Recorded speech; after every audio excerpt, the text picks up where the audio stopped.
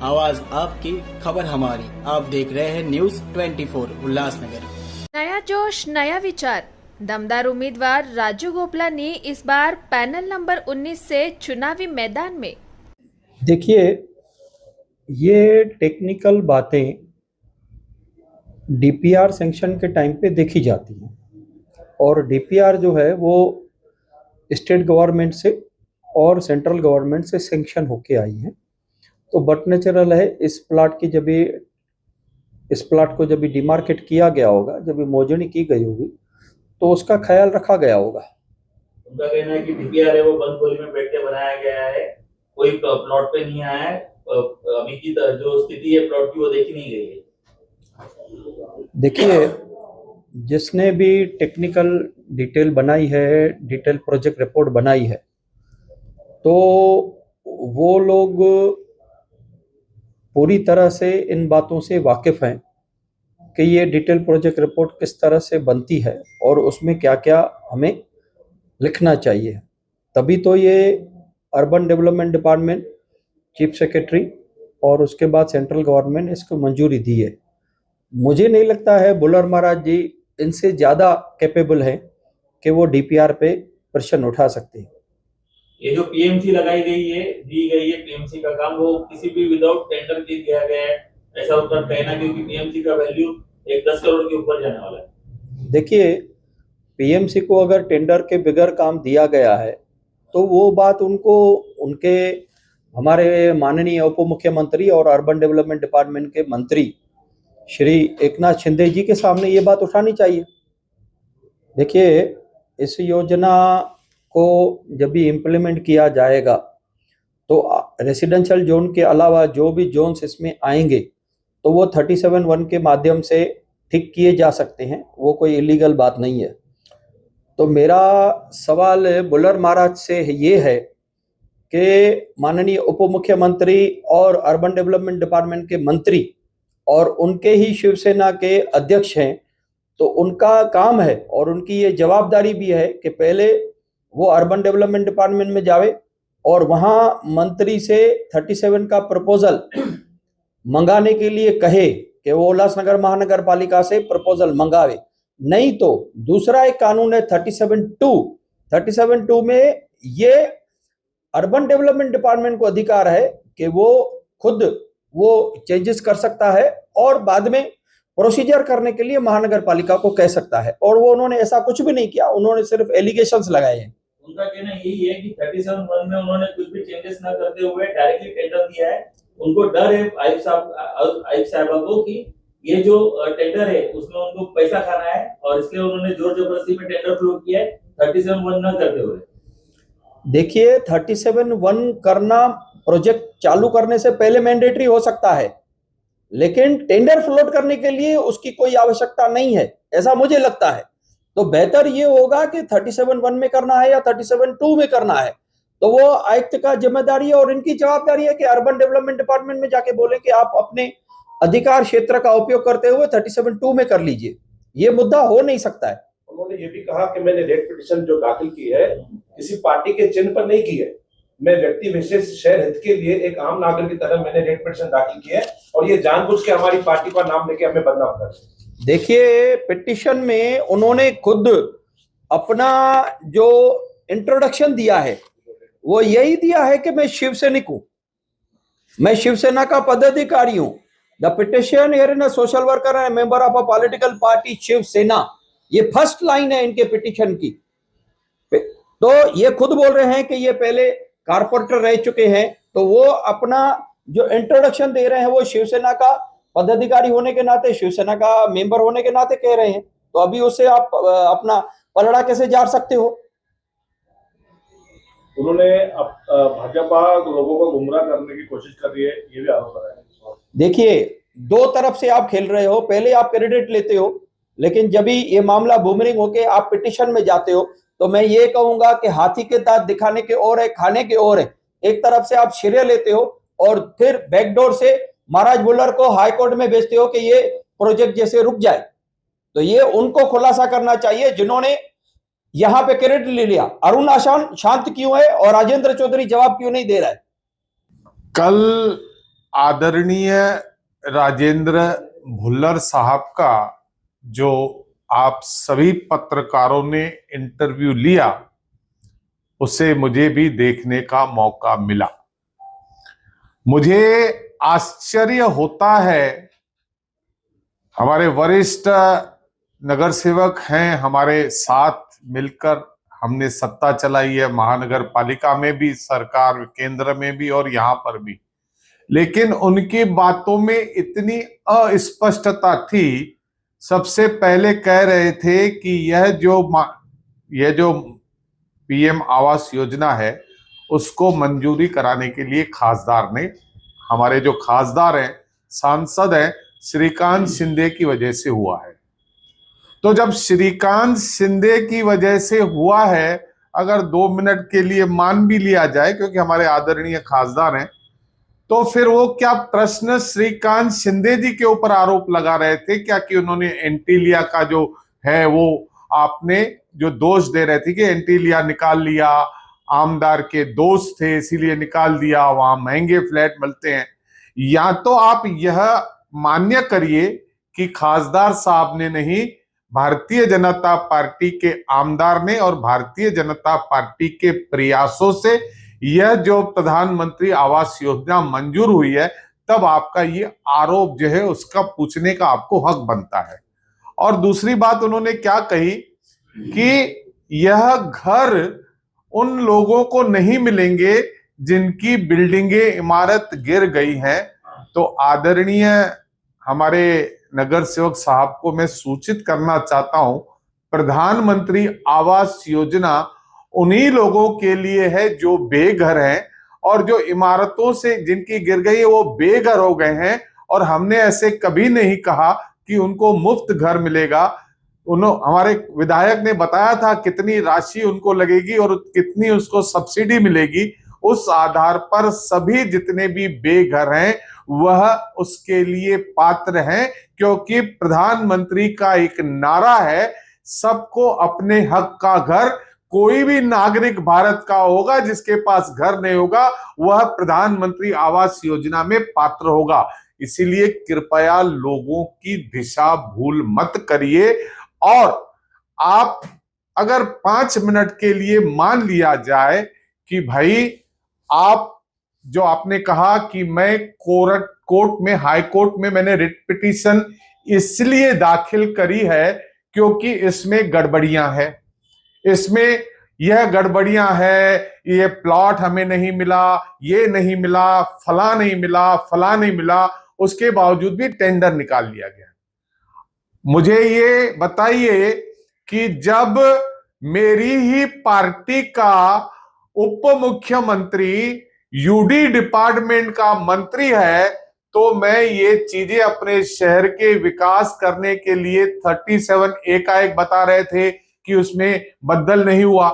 तो यह पूरे अधिकार आदरणीय हमारे उप मुख्यमंत्री हमारे श्री एकनाथ शिंदे जी के पास है और सौभाग्यवश आप उन्हीं के पार्टी के नगर सेवक हैं। तो आप कोर्ट में, हाई कोर्ट में दाद क्यों दे रहे हैं? अपनी सरकार का मंत्री है, उन मंत्री के पास जाकर और उनके पास यह कहना कि सर यह कठिनाइयां हो सकती है, तो ऐसा लगेगा कि शिवसेना जो है कि विकास के लिए जो चीजें टेंडर आ गई है उसमें रोड़े नहीं अटका रही है। ये तो आप अदालत में जाकर खुला खुला रोड़े लगा रहे हैं और इससे ये समझ में आता है कि आपकी मंशा अदालत में जाने की क्या हो सकती है। यह पत्रकार बंदूक खुद ही निकाले, क्योंकि हमारा मित्र पक्ष है, हम बहुत इससे कड़े शब्द नहीं बोल सकते, लेकिन इतना अवश्य कहूंगा कि आपने इससे पहले कितनी आपने कोर्ट में आपने याचिका दायर की है, उसकी भी अगर आप सूची बता दें और उसका क्या हुआ वह भी आप देख लें तो आपको पता पड़ जाएगा। तो इसीलिए मैं आज फिर से शिवसेना शिंदे गुट के नगर सेवक होने के नाते मैं आदरणीय खासदार से यह पूछना चाहता हूं, आदरणीय उप मुख्यमंत्री एकनाथ शिंदे से मैं पूछना चाहता हूं कि आपका जो ये नगर सेवक है वह आपके पास ना आकर, आपके विभाग से जो अड़चने न हटाकर अदालत में जाता है और यह कहता है क्योंकि आचार संहिता है, अंबरनाथ में आचार संहिता है, इसके लिए इसे रोका जाए। मंशा रोकने की है। आचार संहिता अगर अंबरनाथ में है, उल्लासनगर में आचार संहिता नहीं है। अगर उसमें पढ़ोगे, क्योंकि प्लाट जो है वह अभी तक उसका लैंड का यूज बदला नहीं है, तो लैंड का यूज बदलने के लिए आदरणीय हमारे उप मुख्यमंत्री और यूडी के मंत्री के पास न जाकर अदालत में जा रहे हैं, तो यह भूमिका हमारे आदरणीय खासदार, आदरणीय हमारे उप मुख्यमंत्री, उनको मान्य है, उनको इनका उत्तर देना पड़ेगा। या यहाँ के जो लोकल नेता हैं, जो अपने आप को शिवसेना शिंदेगढ़ के बड़े नेता मानते हैं, उन्होंने बताना चाहिए शहर को कि इस तरह के 750 करोड़ जो केंद्र से आए हैं गरीबों को घर देने के लिए, उसमें रोड़ा अटका रही है शिवसेना। आप लोग इसमें पूरी तरह से फंसते दिखाई दे रहे हैं। इसका आपको जवाब क्या है, इसका जल्द से जल्द पत्रकारों को आपको जवाब देना चाहिए।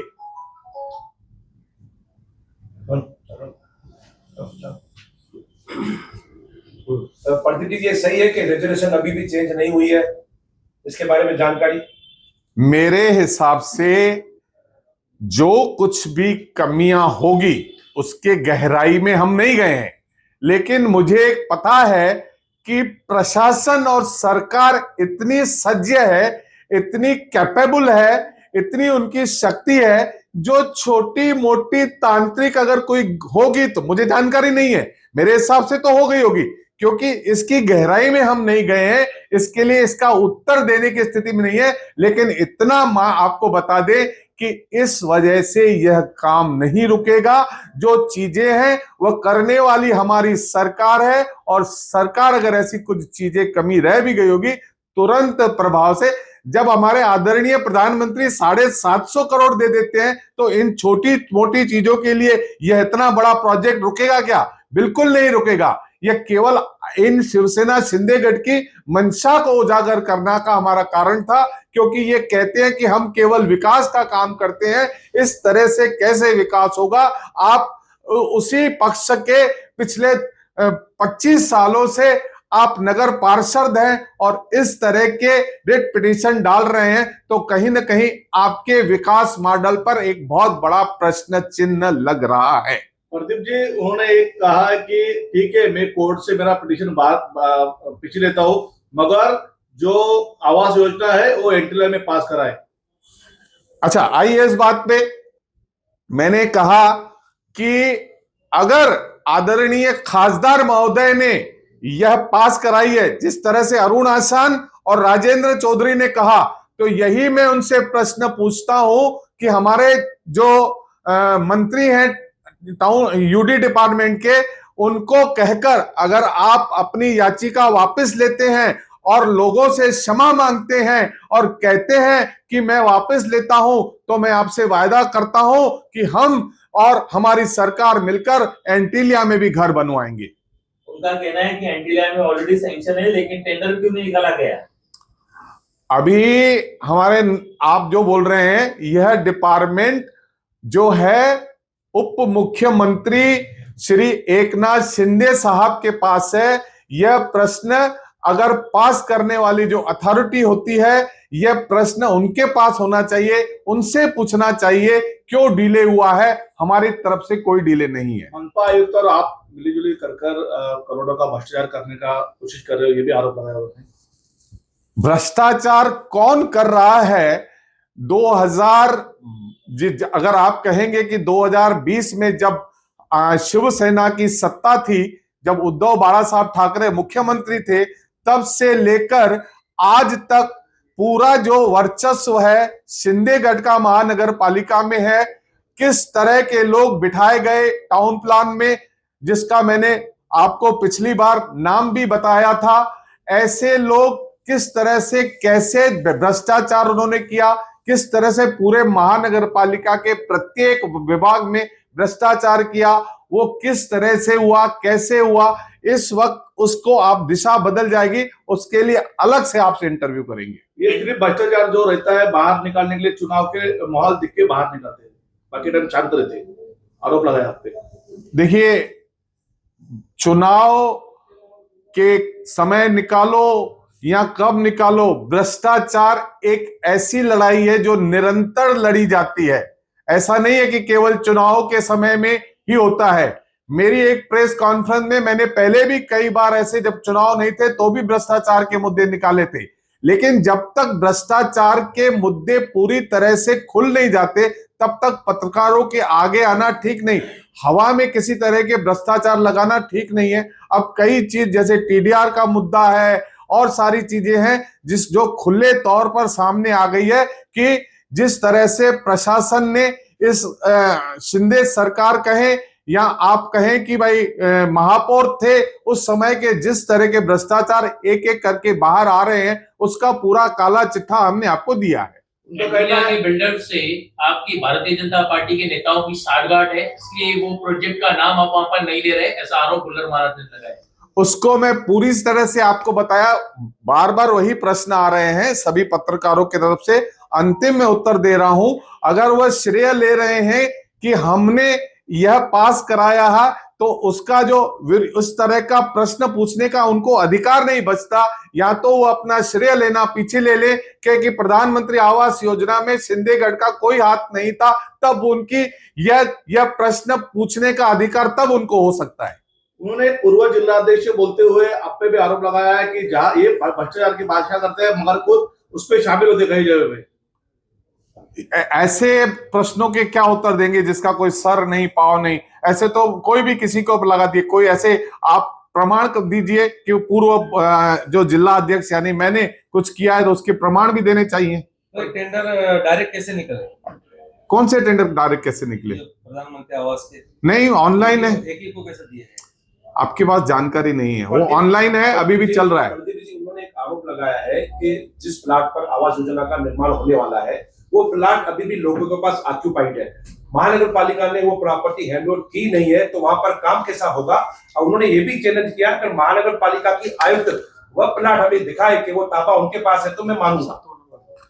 आप देखिए, ये 7 नंबर में है, जिला अधिकारी ठाणे यांचा अगाऊ ताबा आदेश दिनांक। उन्होंने ये ताबा ठाणे हमारे को कलेक्टर ऑफिस ने दे दिया है, लेकिन आप इस बात को तांत्रिक बातों में क्यों जा रहे हो? क्या वो सरकार का हिस्सा नहीं है क्या? विरोध किस बात का कर रहे हैं? उनका मंत्री नहीं है क्या?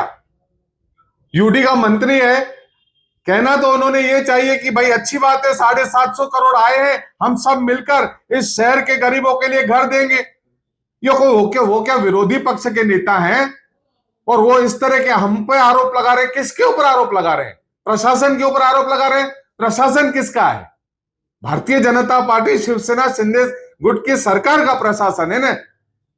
आप कम से कम इस बात का तो समझिए कि बस केवल आपने चले जाना है कोर्ट में और इस लोगों के जनहित के लिए काम करने के लिए आगे नहीं आना है और दिखाना है। अब इनके पीछे क्या मंशा है वो आप पत्रकार हैं, वो जांचिए। अदीप भाई वो बोल रहे थे कि ये जो रीजेंसी एंटेलिया में जो प्रोजेक्ट अभी तक उन्होंने डिप्लॉयड नहीं किया है, आगे नहीं बढ़ा है, तो मनीषा आवाड़े के खिलाफ में कोर्ट में गया हूँ। मनीषा आवाड़े भ्रष्ट है, लेकिन उसको प्रोटेक्ट करने के लिए बीजेपी मैदान में आई है और मेरे ऊपर आरोप करेंगे। मुझे अभी भी समझ में नहीं आता, मनीषा आवाड़े जो हमारी यहाँ की आयुक्त हैं, उसकी नियुक्ति यूडी डिपार्टमेंट करता है। यूडी डिपार्टमेंट की जो चार्ज है आदरणीय एकनाथ शिंदे जी के पास है, उन्हीं के पार्टी से संबंधित रखते हैं, तो इनका आरोप सीधे अपने मंत्री के ऊपर है या हमारे ऊपर है? बार बार इसी प्रश्न का मैं वही उत्तर दे रहा हूं कि पूरे महानगर पालिका के कमिश्नर को किसी की नियुक्ति देनी है तो यूडी डिपार्टमेंट की तरफ से होती है, और UD department urban development department जो है, शहरी डिपार्टमेंट जो है, शहरी विकास जो विभाग है वो शिवसेना शिंदेगढ़ के पास है, आदरणीय उप मुख्यमंत्री हमारे एकनाथ शिंदे के पास है। उनसे प्रश्न पूछना चाहिए।